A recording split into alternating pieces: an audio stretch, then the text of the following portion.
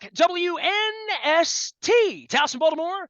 And Baltimore Positive. I've changed the screenshot for everybody. Sun's out, guns out. Orioles are playing great baseball. We're going to be doing the Maryland Crab Cake Tour presented by the Maryland Lottery at a bunch of places. So I have like a whole schedule that I'm putting together for the next couple of weeks and couple of months. But first things first, we're going to begin June on the 2nd in Hale Thorpe at Shannon's Pub. Looking forward to getting over to a place I've heard a lot about, the crab cake. It's all brought to you by our friends at the Maryland Lottery in conjunction with our friends at Window Nation. Somewhere around here, I have the floppy hat.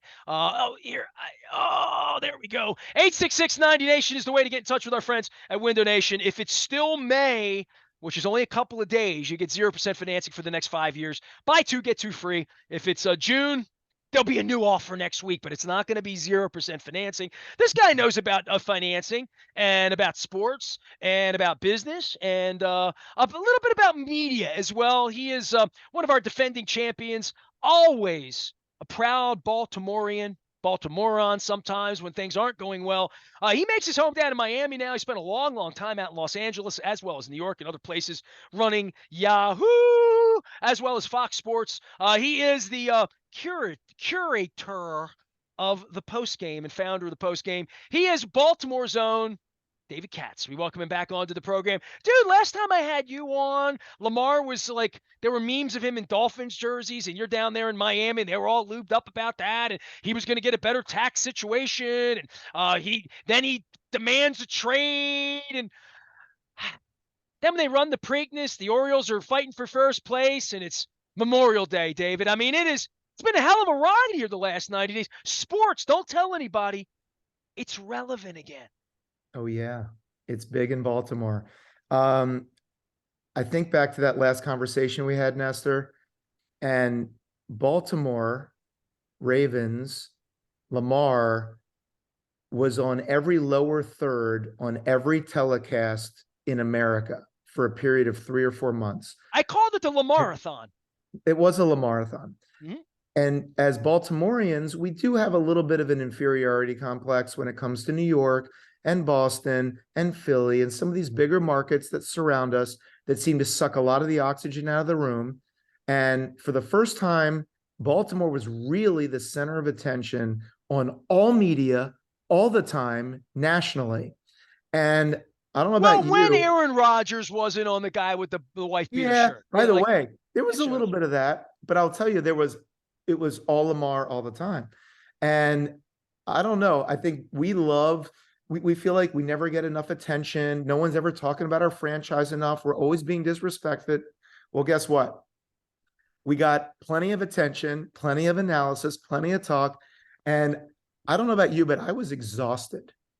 I don't know that I like that much attention. I think I like it when Baltimore has everything nice and tidy and packaged up and is slightly underrepresented in the media and slightly underestimated in the standings. And that's when Baltimore does its best work, because I was just completely exhausted. And when the Lamar news announcing his signature on that document was done, I don't know about you, but it's kind of how I feel sometimes after certain presidential elections happen. When the transfer of power is happening, I take a deep breath and I'm like, okay. You did live through January 6th now, so we did have reason to wonder if there was going to be the thing that we've had for 250 I'm not years. saying which side of this, Nestor. I'm just saying it's sometimes nice to have the oxygen taken out of the room, to take a deep breath and say, okay, we're back to normalcy, whatever that means. And in this case, we're back. The birds are chirping. I turn on my TV and they're having to talk about something else. And Baltimore sports can return to, candidly, a lot of really fun on the field conversation now, as opposed to all the off the field conversation. So I cannot wait for the summer and what we're going to, I'm sure, talk about with the Orioles and the expectations and the anticipation of what the Ravens season is going to mean this year, because I am all in and super excited. Let the Monken era begin. Can't wait to see what's going to happen. So it's a great time to be a Baltimore sports fan. Far be it from me to steer a conversation between you and I away from football, because there's really never been any reason to drive it away from football. Although I happen to know that you spent many a early afternoon out there in Manhattan Beach watching some really bad baseball on your Yeah. satellite dish for many, many years. That in your family, the Orioles led the party back when in our childhood, Yeah. our mutual childhood, I would say, when there were no Colts, there was no football, any of that before the Ravens existed. And I still think the amazing part is the young whippersnappers that come up now that I've been thrown out by the Ravens after 27 years in writing the book that don't realize I was here fighting to get the franchise here. Like, and what a miracle that the Ravens even exist is in this Lamarathon era. All these years later, we're talking about $250 million contracts. That just the fact that we even have a football team for guys our age, baseball used to be the whole conversation and then it went away. This has been a fascinating 6 to 8 weeks. And notwithstanding last year and Rutschman coming up and how it was, and Mhm. Luke even coming on our airwaves, the down the center Luke Jones in March saying the Orioles could have done more, they should have done more in the offseason.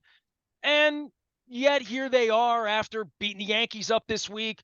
Homestand, people are going to the games. I mean, there are people who swore they would never go back into the city of Baltimore. I have friends in Forest Hill who are going down to games this week, parking the car, doing all the things they said they were never going to do because they're engaged by the baseball team. And dude, I'll leave this at your feet, and you could say what, because you and I have never really talked a whole lot of baseball, because what has there been to talk about? But the thing that I have fought for all of my professional life, it is rich with irony, brother, that you would come in here when you're running Yahoo and put my station on and hear me and my host talking about how they should put Baltimore back on the road jerseys and having the team throw us out because of it. And now they're off selling Baltimore on the home jerseys in black to make money, but to somehow try to connect with a community that the ownership forgot about for 30 years, mistreated for 30 years, and now they have a really good team. I mean, no one should deny this is a really good team, a compelling team, great, but now they have almost instant prosperity from a business standpoint. On the field, it's going to be fine. Now it's everything else. It's Right. experiential. And you lived in that space in Fox and other places to say, how can we take a good product on the field and make everything around it make people want to come to it and compel and Yeah. engage with it? Well, I'll tell you, I was supposed to fly into Baltimore next week, and the first thing I did, because I was set on certain dates, the first thing I did was check the Orioles schedule. I cannot tell you the last time I did this coming into Baltimore to visit family. And it looks like, hey, the Orioles are going on a long road stand. And if I come in 2 days earlier than I was planning on doing, I can catch that last afternoon game, the getaway game before they go on the road. And guess what? I'm coming in 2 days earlier so I can go on the 3:05 start and catch that Oriole game. So, yes, what's happening on the field, incredibly exciting. All of my friends who are back in Baltimore say there's a renewed energy and enthusiasm in and around the Orioles. And I think this is also the difference in sports. It's been a while since we've had this kind of success on the field and how it then bleeds out into the community. But when you're talking 162 games instead of 17 games, we get up for Ravens games. We will always get up for Ravens games. There are only a few, and in the world of supply and demand, there's high demand on that low supply. In the world of baseball, there's so many games. How do you keep that energy level up? How does the city care about that kind of stuff? And you're starting to see the effort that the team is taking, both on the field and off the field, to stoke that. I'll give you one little example, and you've been critical of the Orioles for a very long time, deservedly so. They've abandoned a lot of their local responsibilities to the community, to the fan base, and others. But I like how you put responsibility in there. I want to stop you just for a second and say they have an obligation and a responsibility to be better stewards of all of it than they've been. no, And no, I you're think right. I've highlighted that. Now here it is. They've Here delivered it what is. they've been promising, right? Like this is the baby we want to see, right? And look, there's a civic trust that a team and ownership needs to have with its community. And we can say for a while it has been lessened or abandoned or whatever words you want to use, but we are where we are now. For me, it's about today and forward because you can't change the past. And a friend of mine was out at this real estate convention in Vegas the other week. And I don't know what event he was at or whether it was in his hotel, but he posted on our Baltimore sports group chat that all of our high school friends still have a picture, and it was a signed, autographed note thanking him for attending on behalf of the Maryland group at this national real estate convention signed by John Angelos on behalf of the Orioles. So when you think about these things, that thought meant a lot to me because a personal signed note from John Angelos to a Baltimore real estate group meeting in a national convention in Las Vegas means a lot. These little touches, touching into the community, saying this real estate community is an important part of Baltimore. It helps drive Baltimore. Commercial real estate's important to the community. Well, look, those types of touches, that's a small note, but those types of touches, you're going to need a lot more of them, are a way to come back in. And I study this the way you do, Nestor, and we all have our theories. To me, a lot of this was not that the team did not want to do more in the community and did not want to, invest more. They were playing a legal game with Masson, and the Orioles were the pawn in the legal game between Masson and the league. And until that, you don't use the kids as a pawn. I know you don't, and you shouldn't, et cetera, et cetera. I'm just saying that's what this was and is. And as more and more, well, I mean, Peter admitted that to me in 1997, Dave. Right? Like I'm re-releasing the Peter principles right now, just so people can see where it was. I wrote it. It's all factual. It's accurate. Yep. This is why the stadium is empty. When you've seen pictures of Rick Sutcliffe pitching 30 years ago and it was packed. This is why it was empty for 20 years. When you see Cal Ripken running around 21-31, I was just with Ryan Ripken last week, and he's a grown-ass man now. He was so little that he barely remembers it by his own admission. That's how long ago it was that the place was vibrant, and you could say, well, what happened? And it's been the story of my life to chronicle every single day. And, as the sun comes up, you measure it as to what has happened here. And the notion that Peter would tear it down in this way and that it could come back to life in an instant, like in one summer, it can all come back. I mean, I had Dennis. I'm wearing my Coons Baltimore Ford. Dennis is like, Coons is advertising on Masson now in the games because people are watching the games. Yeah. And we talked about the Houston Astros and 0 ratings and what that represents. But for the city, this is what we've waited for. And now this promise is here in these players and these young players. And there are so many things that could go right or wrong on the field, off the field, negotiation, all of that.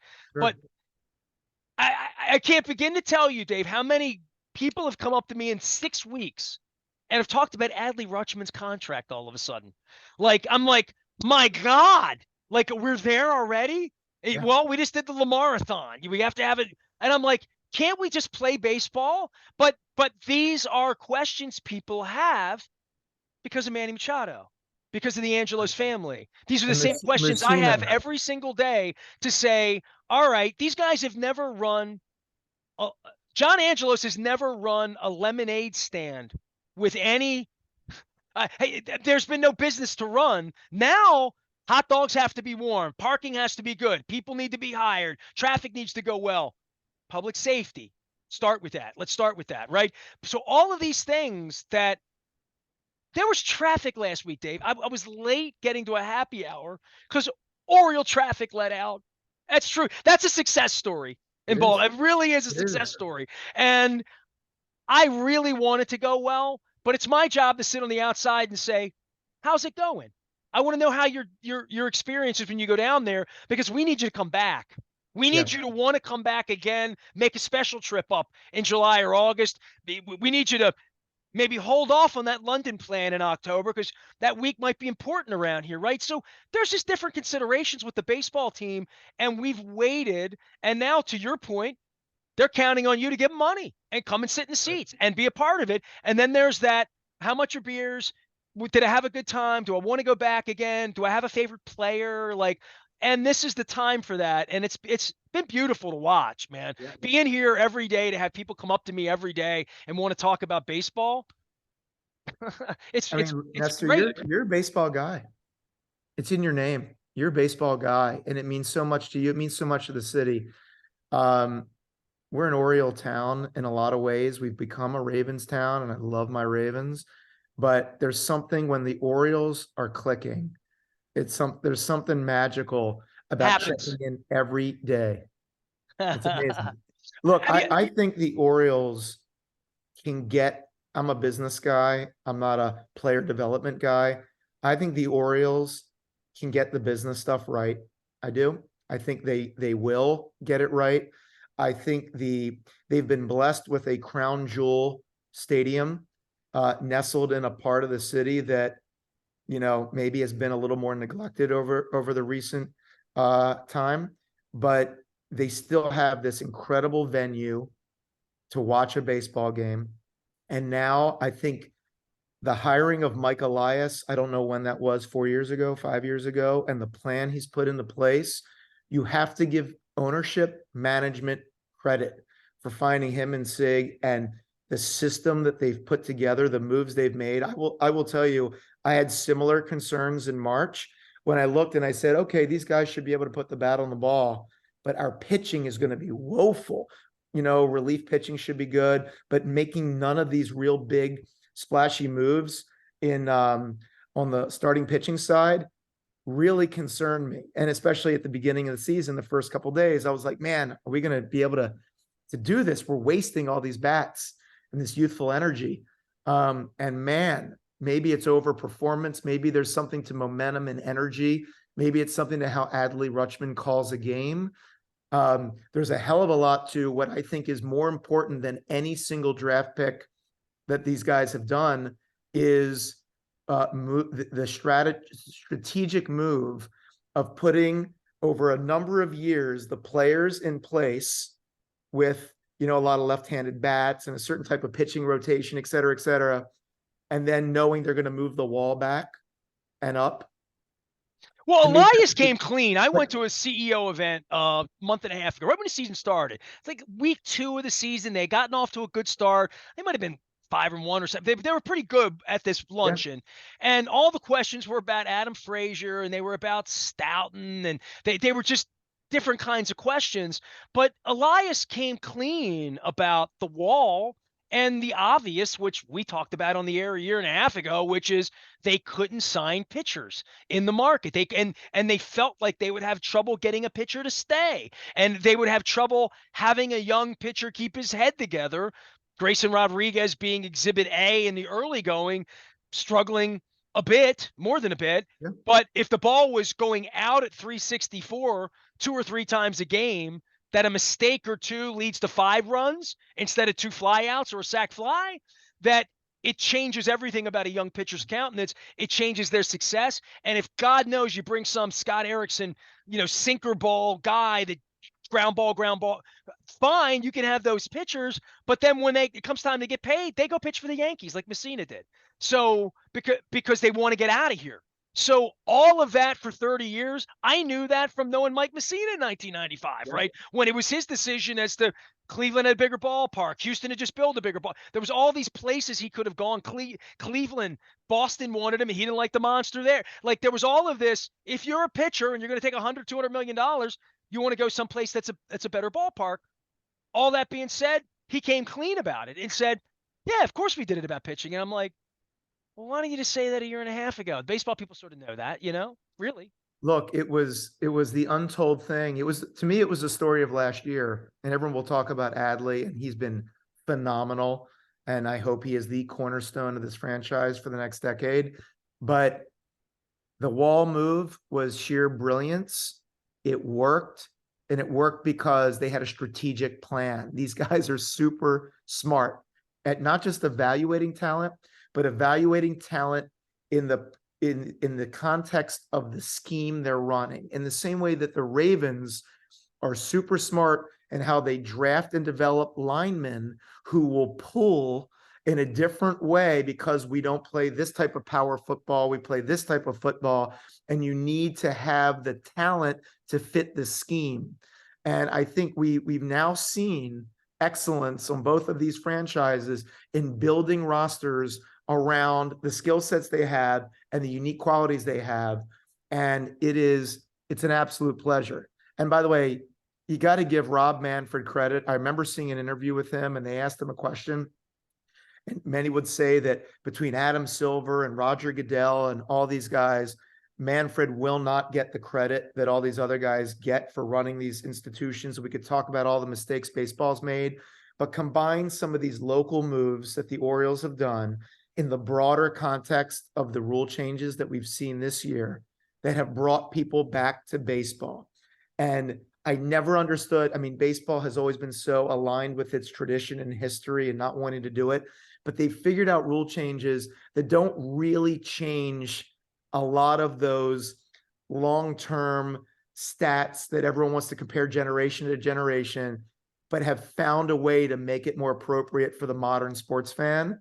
And it's like universal applause across the board. So I think people combine will those two eventually things. wager on it while we're talking about that, because wagering on baseball. I mean, like that is to my eyes, coming to it. Look, the shift going back, that's normal baseball to me, right?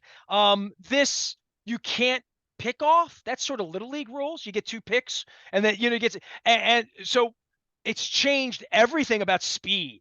It's almost made the rotisserie game. Remember when rotisserie was like home run, stolen bases, and whatever the hell else you came up with that made up issue? And I'm like, how the hell do you think Vince Coleman is as valuable as Mike Schmidt?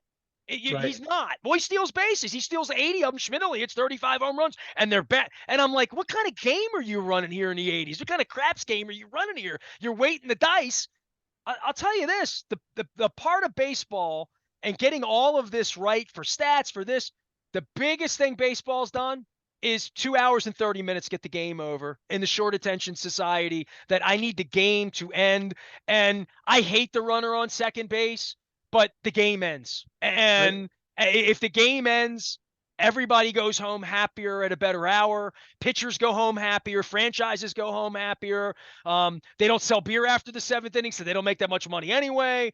I'm trying to think of all of the stuff you're talking about, and whether it's science or good fortune or good luck or just final negotiation for all these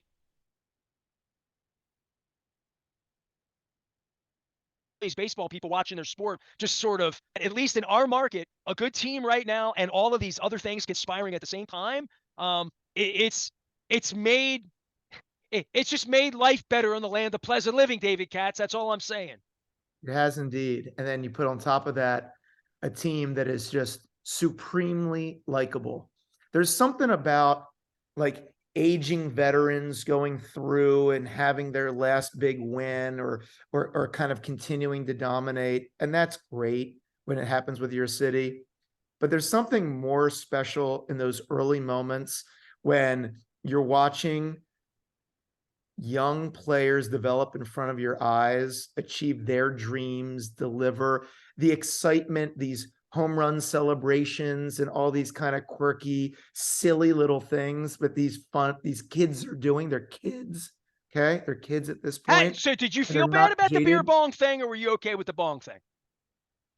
I don't care about the beer bong thing. It makes them happy. It's fun. It's fine. It's great. Like, let these kids live. You gonna sit in the bird bath with your dad? Where you sit? You sit in the bird bath section or no?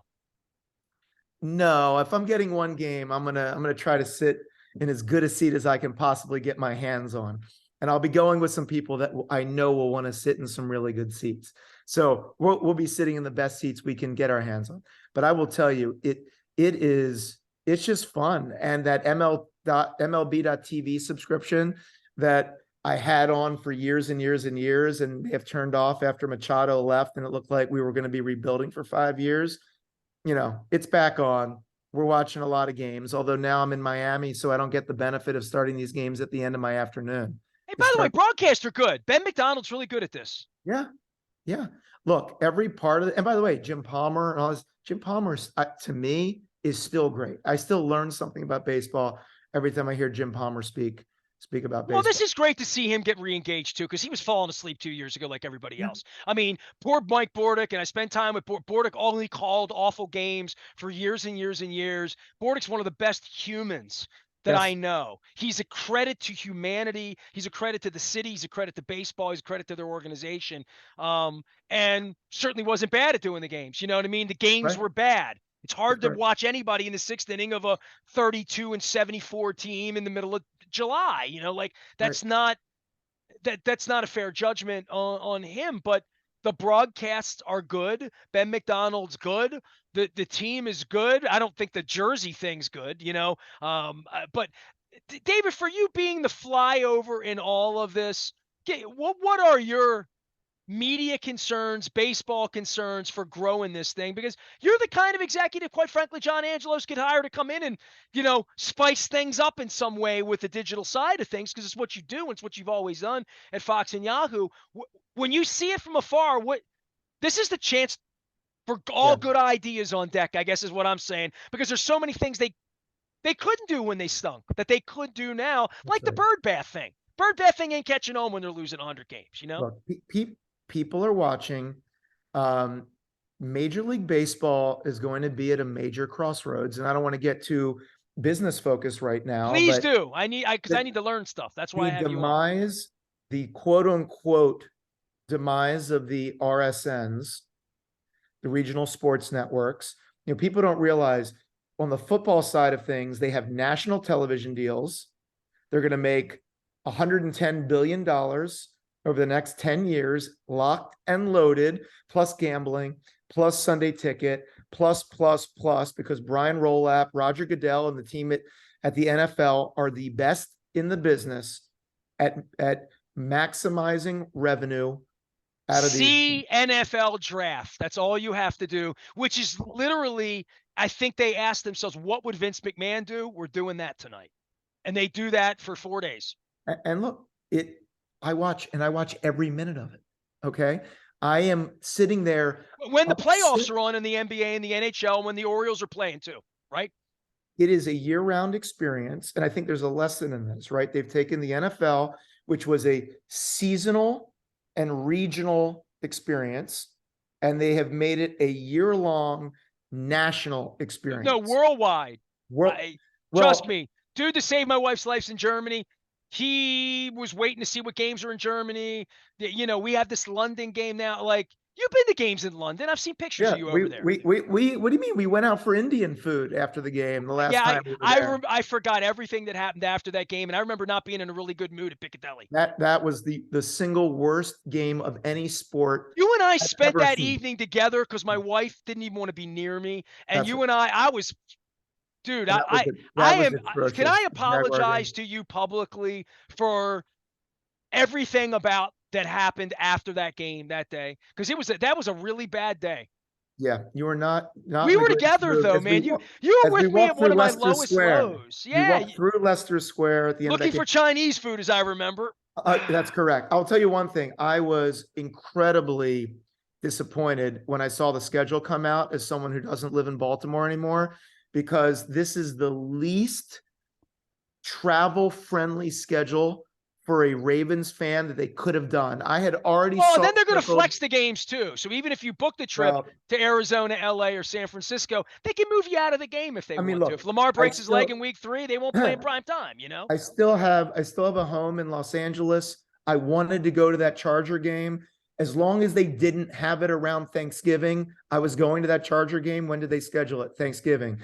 The other game that all my friends had decided we were going to go to is we want to go to Nashville. We wanted to experience the Nashville game. The Titans-Ravens rivalry is still a good one, and that city would be fun and it's pretty central to get to. So, of course, that game goes, and it's going to be in London. And it happens to be in London on the weekend that I have an event. And as you said, God willing, the Orioles might be in the postseason. So Might? What? Come on, don't talk like that. Not I on this just like to program. underpromise and then over deliver Dude, on them. hold on. They're almost 20 games over 500. It's Memorial Day. There Look, better not be any. This would be an ish show if somehow they win 84 games. I mean, stop, All right. right? There's What no you know what? way. Here's the crazy thing. They're gonna have, as of now, they have the second best record in baseball, and they'll be a wild card team. Well, So I don't want to take, I want to and stay and on we don't have a football, top line but start. We don't have the top line guy that a lot of these other teams have that can go out there and guarantee that you worry win about those October and August games. when We'll they deal with have that. to when John has to throw money and Elias has to get rid of a couple of the gems in his collection in order to win this year if they're leveraged win. But I want you to go back to football. But I'll say this: Yeah. the one thing that's cheated from all of this is there ain't no pennant race. You know what I mean? You're either in or you're out at this level. They're good enough. I don't think they're going to be on any fence. If you play 600 ball, you're going to be in the playoffs. You just are, right? Yes. So if they play 575 ball, they're going to be. You're like, so knowing that because they let more teams in, it does kind of, there aren't going to be big games in August, and maybe they're perceived as big because the Yankees are here or whatever. But the thought that the old school pennant race thing happens, I don't think. I think that's going to detract from it a little, but not a lot here because people are going to be excited to go out there, but it's going to be excited to be in a crowd Look, again Nestor, for a it's winning going to team. be it's going to be about seeding at the end of the year. It's going to be angling for where you're seeding and how many home games you're getting. And by the way, can we take Tampa? We're 3 games behind them. Can we take Tampa?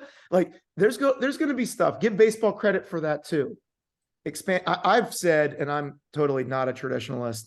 I've said we ought to go to a 100-game season or a 120-game season Yeah, but and screw all the stats up. We can't do have that. a much longer playoff because that's where the money is and what people care about and the excitement and all that stuff. But anyway, How can I'm you a hit 80 sports home runs media in a guy. season and break Barry Bond? Oh, that's right. He doesn't have, or Mark. Oh, does he have a record? I don't. Yeah, no. David Katz Okay. is here. He is the post game. He is the Baltimore. I want to go back to football with you Yeah. because you were getting your football mojo going here on Lamar because last time we got together, it felt like the next time we got together, it wouldn't be all this kumbaya love and Lamar gets his money and shows up and happy. I mean, I want to ask you this. I'll just cut to the chase. This is the main. Can they win? Are they going to win the Super Bowl with him? Do you really think they're going to win I mean, like you see him sign, that's great. Better to have him than not have him. Do Yeah. you really think he's going to win 4 huge football games in January, be standing up to do that in the next 3 years? Because it kind of has to happen in the next 3 years. Yeah. Because who knows? I mean, and how much money he's making and what it's going to make the team look like in 26, 27, because we all lived through that with Flacco. I mean, you take 20% of the cap, it's 20%. So are you a true believer that Lamar is going to beat Patrick Mahomes and anybody else in his way? Well, let me just say I'm a realist. And to win a Super Bowl, lightning needs to strike. The magic has to happen. Everything needs to break your way. I think we had a better team the year that Lee Evans dropped the ball and Billy Cundiff missed the kick. And I thought our window had closed. And yeah, maybe these guys would come back one final year. But I was so devastated at that moment because you know how hard it is to get there. And the chances of getting back, how does that happen? Well, did we think Joe Flacco would channel Johnny Unitas and put together one of the great playoff streaks of all time?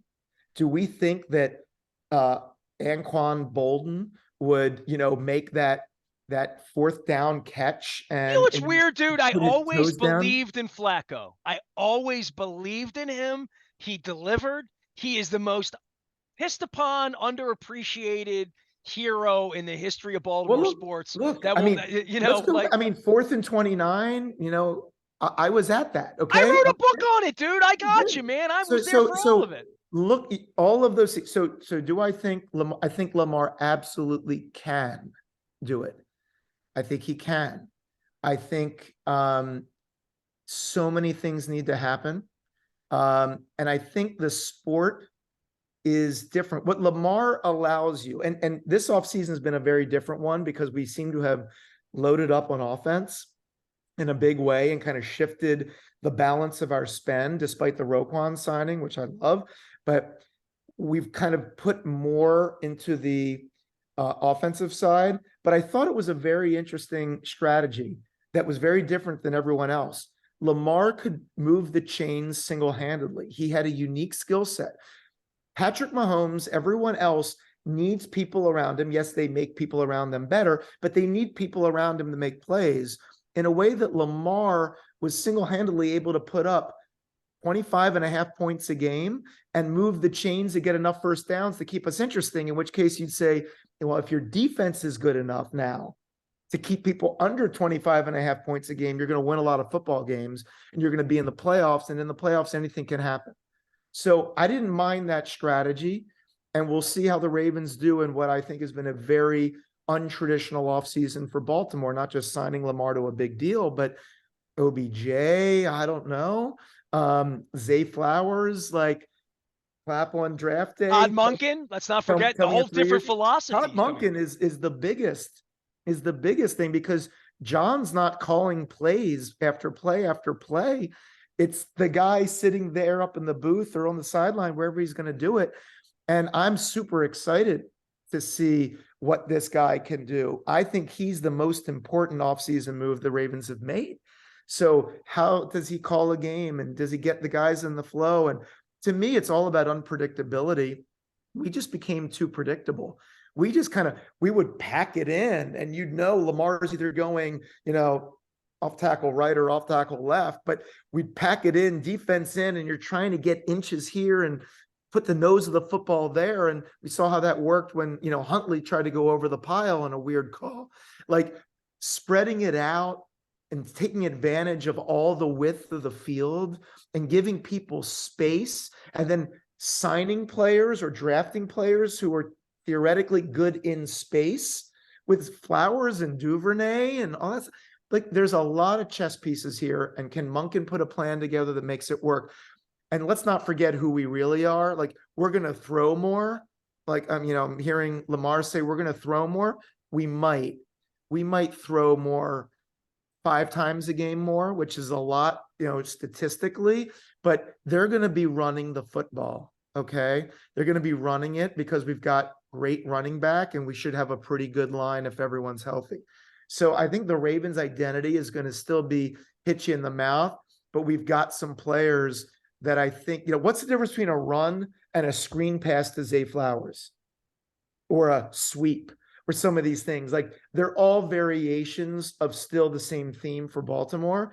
And I'm not an X's and O's expert, but I watch a lot of football, and I think that Baltimore has been very good at maintaining its identity over the years. And I think that we're going to continue to do it. And what I love, Harbaugh, is there's a lot of consistency there. But Harbaugh, give him credit, he's evolved as a coach. I think he's evolved as his football philosophy, like even going down the Lamar road, which saved his job arguably, and seeing that it was working, and then doubling down and tripling down on it, and the use of analytics, even though we'll criticize him on 4th downs and all that stuff. He's evolved as a football man from what he was when he came in and hired his dad's, offspring, and kept them around too long, and the Cam Camerons and all these guys. And he's become his own man, and he's become and kind of created his own philosophy. And I think he represents the city incredibly well as in his role as, the presidential figure that he is. So I think we've got a system. I think Eric is more aggressive than Ozzie. Let's see if he ultimately has the magic of Ozzie. Not yet, but he's been willing to make moves, like bringing Roquan in, and Earl Thomas in the past, which worked for a little bit, then didn't work, and others. But look, I like the aggressiveness of the franchise, and I like I like where we're headed. And so I'm sorry for rambling here. We have as much of a chance as almost anyone other than Kansas City that I think has the chance, just because they've got the best coach in football and the best quarterback in football, and a scheme that works, and players that they can plug and play that work. We'll see what happens with the Bengals when they got to pay Joe and they can't pay everyone. And Well, we talk about the Orioles, right? And David, we've been rambling. David Katz is here. He's been our guest many times. Katzman, dude, just go find him out on Twitter. Longtime executive, and Baltimore on. I've had a lot of people from Cincinnati on. you live in LA. Dude, I have a picture of you and me at the Super Bowl. It's the last Super Bowl I'll ever go to. You and I have a picture together up in the media section where all the cannabis was wafting in the upper deck of LA at SoFi Stadium through the second half in the press box. There was no press box. It was kind of open air. You and I were there, and you saw those Bengals fans come in, and they ain't never had nothing, right? Like Bengals fans, like ever. And now they've got this gold standard, right? After years of Marvin trying to build it up and Carson Palmer and Ocho Cinco, and they had a lot of smoke, but not a lot of fire. The question of competence to John Angelos, who 5 minutes ago was at war with his brother, and lawyers always they're at war with the Nationals still with Matt. Like, they're good at certain things. The Bengals have been good at making money and saving money. That family, they've never really figured out how to run it. The Reds have always sort of run that town, even when the Reds have stunk for a generation and Pete Rose can't get in the Hall of Fame, but he can still get in any bar he wants in Cincinnati. The Bengals, this is a real, I don't want to say indictment, but it's a moment of truth for the Brown family. And like it's a moment of truth for the Angelos family that they didn't pass the Manny Machado test. They didn't pass the Buck Showalter test. They didn't pass the Chris Davis tests. They didn't pass any of those tests. The Brady Anderson nepotism test. They didn't pass any of those tests. The Bengals have made a Super Bowl, have a super duper player, and everybody's waiting on them to pay him so that they can be a real franchise for the next 10 years. But Dave, I don't know if you've been to Cincinnati lately. Those white jerseys, it is a sensation. The Bengals have been a sensation in Cincinnati over 18 months in the way that the Ravens were here after Super Bowl 35, Yeah. where they're pop-up tents and everybody's buying purple. That's Cincinnati right now. Baltimore could be that again, right? But the Bengals, we have no confidence. To your point, it's sort of like, it's like the Chargers signing Herbert. Maybe they'll sign him and move the franchise to London. I mean, that's possible, right? But signing these players, I don't know why we ever doubted they would sign Lamar when in the end, they had no choice and he had no choice. I mean, that's really the way business went down, is neither one of them had any choice. And the Ravens had no belly to string this out for 5 more months. And I guess he got enough money. I mean, he got what he wanted, right? He got everything he wanted. The deal worked for both sides at the end of the day. It may have been a marriage of convenience, but I think the economics are worth it on both sides. By the way, quick aside, because on the last time I was on, we talked about Lamar and I gave him a lot of credit.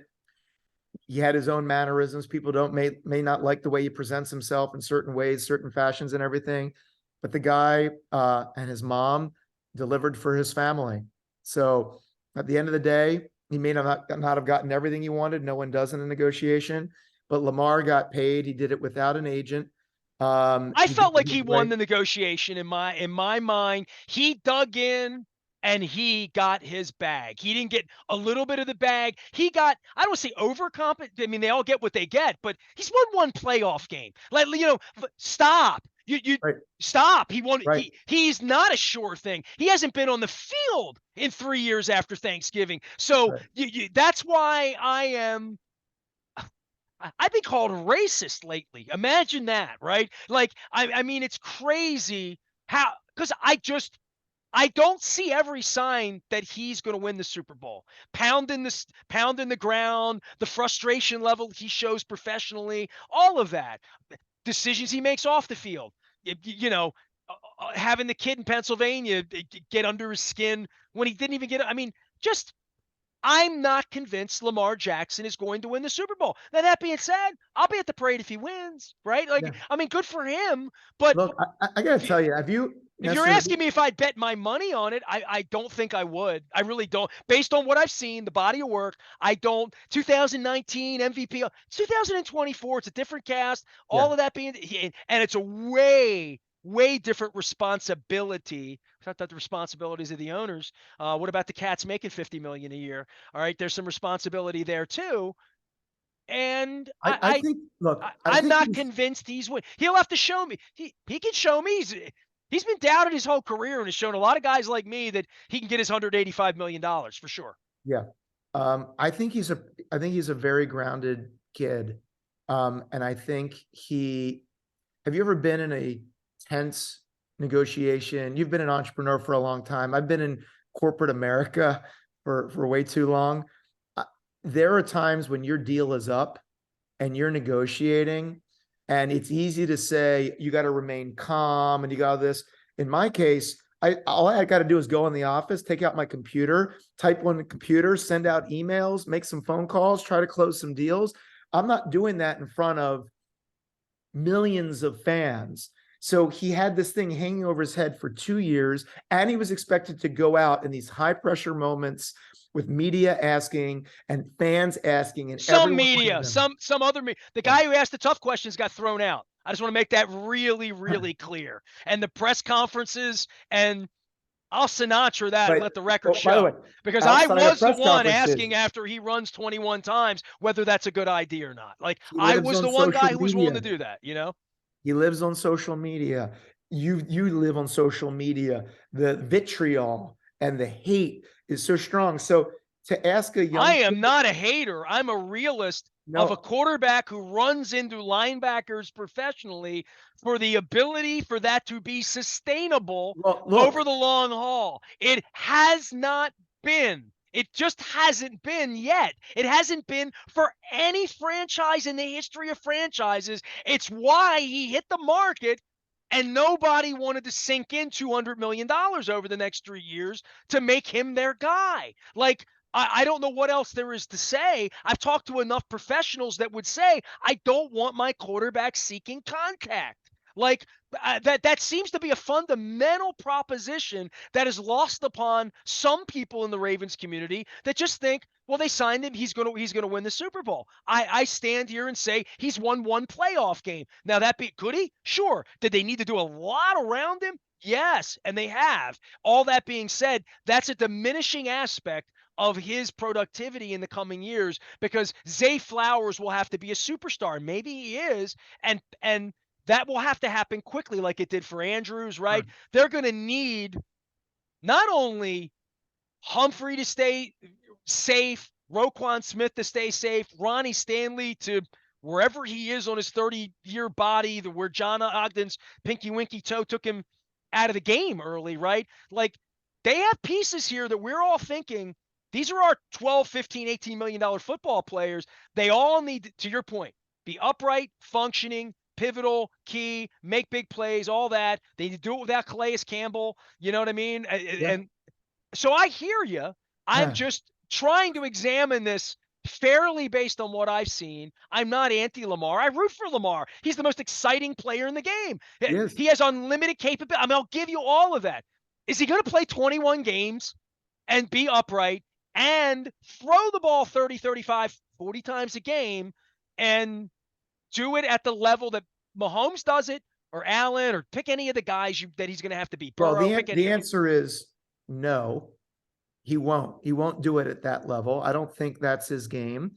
But can he do it at a level that's good enough to win playoff games? And look, he has proven an ability in clutch moments to have some incredible moments. And he hasn't failed outside of some very bad 2-point conversions, which candidly, I'll put on scheme. Like, you go to the line and it's like, it's so clear what he's going to do. It's going to go one way. And we need more creativity. We need more. The amazing thing about that thing, and I've talked about this in season, and I haven't bothered with it in months. And I mean, let's be honest, dude. The kid hasn't played a meaningful game in 3 years because he doesn't play in November and December. So, like, you could say, like, I saw him throw the pick that cost him the Giants game. That was, like, I've seen him make bad plays. I've seen him walk on skates in Cincinnati and Cleveland and save the franchise and win games, right?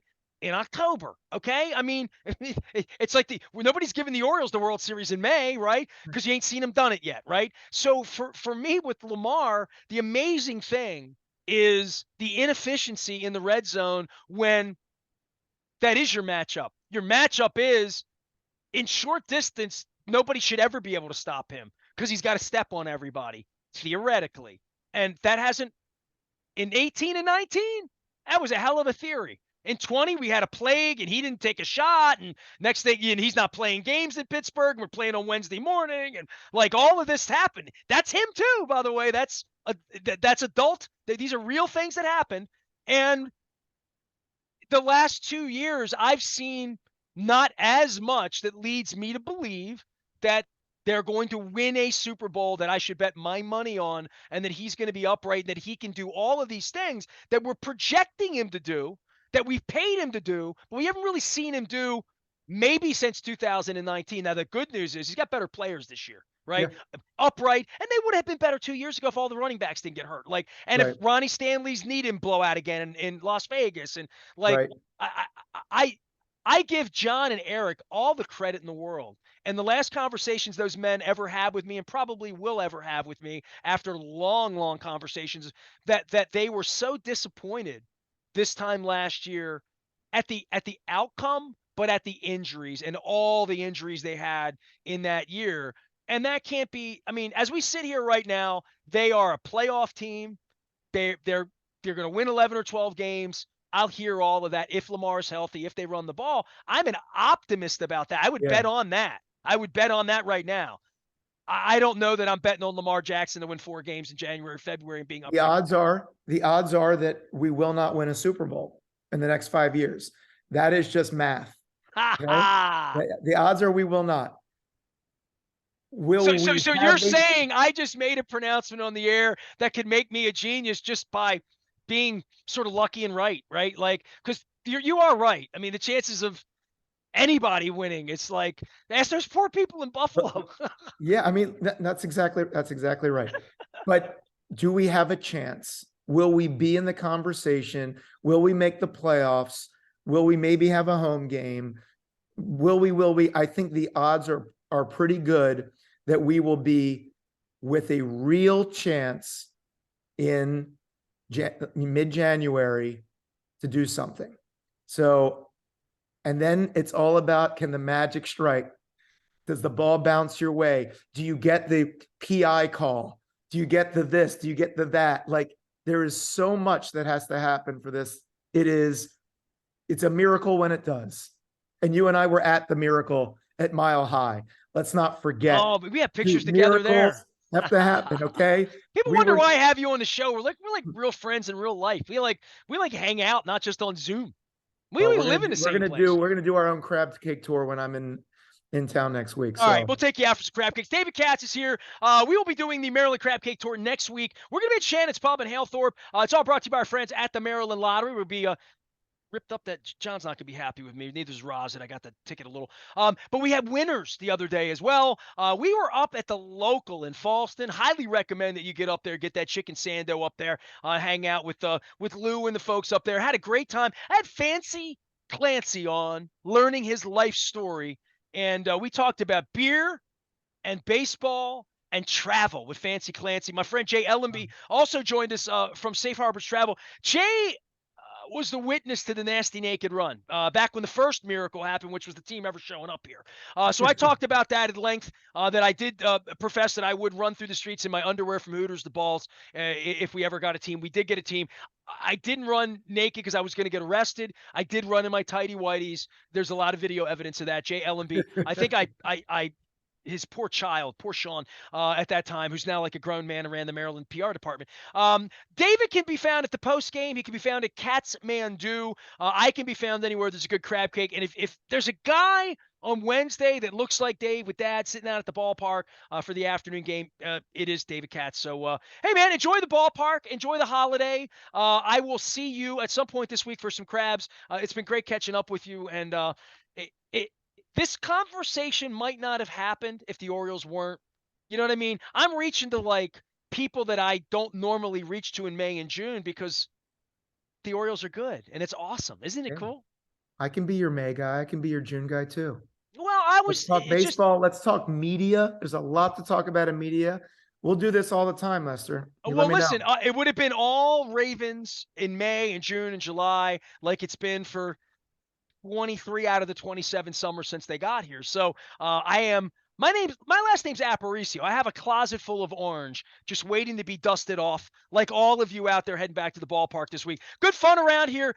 Big thanks to our friends at Window Nation for sponsoring the Maryland Crab Cake Tour as well. I have the floppy hat out. 866-90 Nation. If it's still May, you have about 5 minutes to take advantage of the buy two, get two free deal. And 5 years, 0% financing. Better deal than they gave me last summer. So take advantage of it before summer gets here. The weather's good. The beer's cold. The baseball has been outstanding. Yeah. We are WNST, AM 1570, Towson, Baltimore, and we never stop talking Baltimore positive.